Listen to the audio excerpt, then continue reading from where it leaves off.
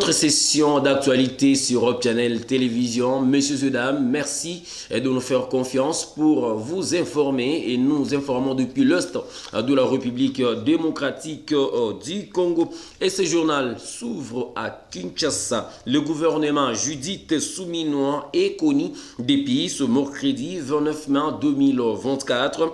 Il passe de 57 à 55 membres, une réduction d'environ 6% par rapport au gouvernement Samalou Kondé. Il compose 18 femmes, ce qui représente en moyenne d'environ 32% pour la représentation féminine. La nouvelle équipe gouvernementale compte 6 vice-premiers ministres, 9 ministres d'État, 24 ministres, 4 ministres délégués et 10 vice-ministres. Et puis après la sortie du gouvernement souminois, certains acteurs politiques de la ville de Goma attendent de la nouvelle équipe l'amélioration de la situation sécuritaire dans l'Est de la République démocratique du Congo. Pour Alain Zenza, la population du Nord Kivu connaît actuellement plusieurs problèmes qui, selon lui, devraient préoccuper au plus haut niveau ce nouveau gouvernement. Il est ici interrogé par notre confrère Eli Rumbo. Donc, les gens ont été nommés. Qu'est-ce que la population du Nord Kivu attend de ce nouveau gouvernement? Je pense que, à mon humble avis, nous n'avons pas 3-4 attentes. Nous n'avons que 2 attentes primordiales pour ce qui est des nouveaux ministres. La première attente, c'est le retour de la paix et de l'ordre au niveau de nos territoires occupés actuellement par le mouvement rebelle M23. C'est ce que la population de Kanyaruchinya attend. C'est ce que la population de Beni attend. Que les ADF, qu'on ne puisse plus parler des ADF. C'est ce que la population de Walikale, et pourquoi pas avec la ville de Goma, les 40 voleurs et autres. Donc nous voulons que la sécurité soit instaurée sur toute l'étendue de la province du Nord Kivu. Ça c'est 1. 2, nous voulons voir la vie sociale être allégée. Nous souhaitons à ce que le dégringolage de la monnaie face au dollar puisse être stabilisé. Nous voulons qu'avec le peu d'argent que nous pouvons avoir en poche par rapport à nos salaires, différents salaires que nous percevons, soit capable de nouer les 2 bouts du mois. Que chacun soit capable d'aller s'acheter de quoi manger, de quoi mettre sous la dent. Après la paix, c'est le ventre qui doit maintenant vivre. Et pendant ces temps, à Nitouri, la notabilité salit la sortie du nouveau gouvernement en République démocratique du Congo. Celle-ci remercie le chef de l'État, Félix Antoine Tshisekedi et Tshilombo, d'avoir porté son choix au fils de l'Ituri, interrogé son mercredi 29 mai 2024. Les notables de l'Ituri pensent que les questions sécuritaires devraient être au centre de l'action du nouveau gouvernement. Il est ici interrogé par nos permanents dans la région. La première chose que nous pouvons dire, c'est qu'il vaut mieux tard que jamais. Parce qu'il y a longtemps que le peuple congolais était en train d'attendre la formation de ce gouvernement. Nous constatons quand même que le gouvernement est nommé plus de 5 mois après que les élections se soient tenues, plus de 4 mois après que le président de la République ait prêté serment et plus d'1 mois après que la première ministre ait été nommée. Notre impression, c'est dire merci à Dieu, mais aussi demander au gouvernement de se mettre rapidement au travail en vue de répondre aux problèmes des Congolais.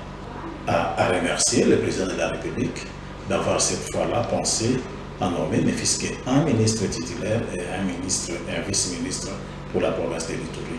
Et de leur part aussi, c'est vrai que ce sont des ministres du gouvernement national. Ils sont appelés à travailler pour l'ensemble de l'espace national, mais nous leur demandons de ne pas oublier qu'ils sont ressortissants de l'Ituri. La publication de cette équipe a été attendue depuis longtemps. parce que nous savons que déjà les ministres sortant, ils n'expédient que les affaires courantes.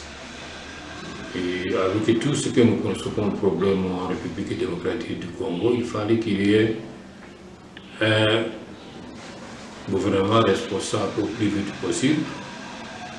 Et ici, le gouvernement vient de voir le jour ce matin. Eh bien, nous sommes satisfaits et nous sommes très contents parce qu'il faut que cette équipe se mette au travail au plus vite possible.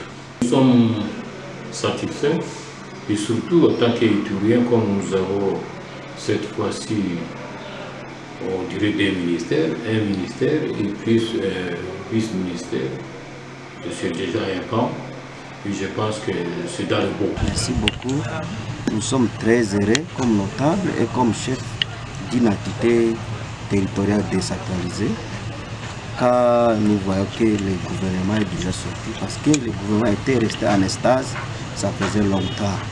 Parce que quand nous exprimons, par exemple, les désidératas des populations, par exemple à l'Est, c'est la pacification. Donc cela demandait un gouvernement responsable, et maintenant que le gouvernement est sorti, ça donne une bonne voie pour que nous exprimions par rapport à notre désidérata. Au-delà de ça, en tout cas, il y aura hommage à chef de l'État qui se bat nuit et jour pour la pacification des pays, on dirait Est en général. Alors, vous voyez, comme je venais de dire tout de suite, maintenant nous avons les yeux braqués à Kinshasa. Revenons en province du Nord Kivu pour parler autre chose. Des hommes en armes des hommes en armes ont visité plusieurs maisons dans le village Ngangui 1 dans la nuit du mardi 28 mai 2024. Ces derniers ont même tenté de pénétrer dans la résidence du secrétaire administratif de cette entité, Janvier Bouraziza, qui a échappé à l'assassinat, demande aux autorités de multiplier de stratégie afin de sécuriser la population. Suivez. En date du 28 mai 2024, aux environs de 21h à 23h du matin, nous avions été attaqués par des hommes non autrement identifiés à notre domicile. Par la grâce de Dieu, nous avions été sauvés à travers l'intervention des forces loyalistes qui est venu urgemment et faire secours sur les champs. Nous demandons les autorités compétentes ainsi, en particulier à l'autorité territoriale, qu'ils puissent réunir toutes les autorités en charge de sécurité dans ce territoire, de booster de forts mécanismes en vue de ramener la sécurité à la paisible population. Car aujourd'hui, nous sommes devenus régulièrement victimes, ainsi qu'en particulier de prendre notre sécurité en main car notre vie est en danger. Journée mondiale du casque bleu, c'est ce mercredi 29 mai 2024 à Goma. La police des Nations Unies a pris part à une activité des jeunes pour la sensibilisation contre les violences basées sur les genres. Kim Lafontaine de UNPOL parle de l'apport du casque bleu dans la lutte contre les violences basées sur le genre dans la partie est de la République démocratique du Congo. Pour elle, il s'observe une avancée significative dans la lutte contre ces violences au pays. Propos recueillis par Eli Rumbo. Bien, la collaboration avec la Maison des Jeunes et puis Nelson était tout à fait naturelle pour nous, étant donné que le mandat de notre équipe est sur le plan des violences sexuelles, autant qu'il soit basé sur le genre ou sur les violences sexuelles liées au conflit. Donc pour nous aujourd'hui, c'était tout naturel de se retrouver ensemble afin de mettre de l'avant ce super produit qui a été fait par Nelson et par son équipe et qui est un outil qui va pouvoir aider, informer et sensibiliser la population sur toutes les répercussions qu'ont les violences sexuelles dans l'Est du Bloc. Pour l'instant, la MONUSCO a justement dégagé une équipe de police spécialisée qui sont focusées sur les sensibilisations auprès de la population et au niveau de la formation de la PNC. On donne les formations spécialisées en violences sexuelles ou les formations vraiment de base d'accueil en collaboration avec la PNC. Bien, je crois que juste le fait qu'on soit capable de montrer aujourd'hui un documentaire qui parle des violences qui se passent dans le secteur ici, c'est quand même un beau legs qu'on va pouvoir laisser auprès de la population qui va pouvoir poursuivre après le départ de la MONUSCO.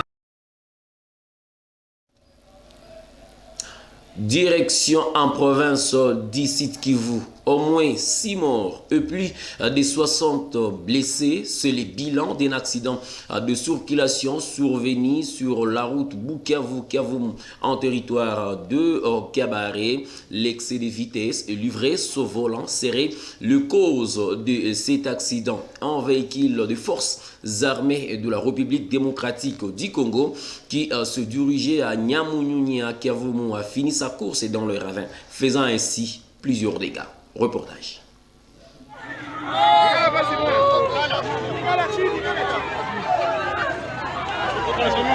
Une dizaine de personnes sont mortes et plus de 60 autres ont été blessées dans un accident de circulation survenu mardi 28 mai sur la nationale numéro D à Kavumu, territoire de Kabaré, Sud Kivu. Selon le président de la nouvelle dynamique de la société civile de Kavumu, les personnes à bord du véhicule accidenté se rendaient au camp militaire Nyamunyunyu pour l'inhumation d'une jeune étudiante fille d'un militaire. Lorsqu'ils sont arrivés au niveau de Mululu, le conducteur a perdu le contrôle du volant et le véhicule a fait un tonneau. Donc tous les 4 pneus en l'air avec beaucoup de dégâts. Le véhicule est totalement endommagé, a-t-il fait savoir. Pour sa part, l'administrateur du territoire de Kabaré confirme cette information.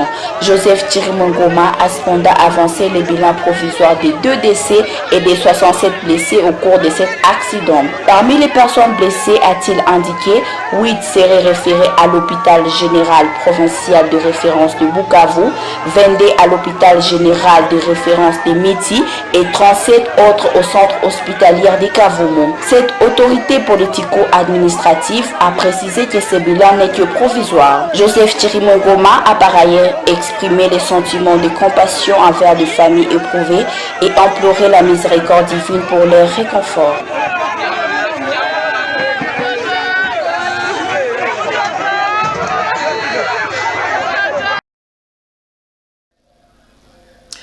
Toujours au site Kivu, le député provincial élu du territoire de Calais, Koko Turimwami, demande aux ministres provinciaux qui seront nommés par le nouveau gouverneur élu de pouvoir tenir le tout premier conseil en territoire de Calais. Et c'est là dans l'objectif de s'imprégner de la situation sécuritaire qui s'observe ces derniers temps dans cette partie de la province d'ici de Kivu. Nous vous proposons ici de suivre cet élément de notre confrère au site Kivu, Alain Moudi-Chamba.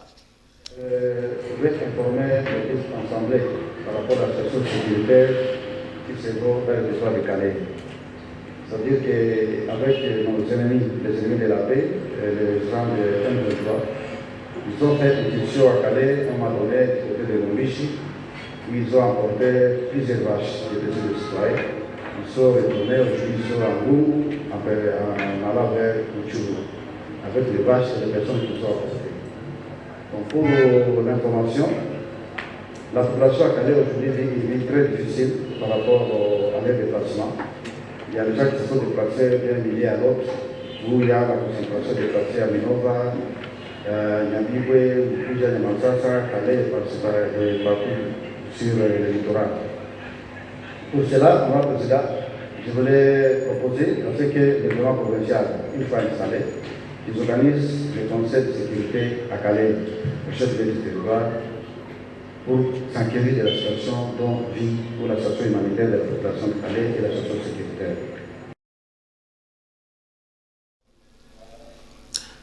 Tout bien qui finit bien. Madame, Messieurs, voilà ce qui vient mettre un terme à cette édition d'information.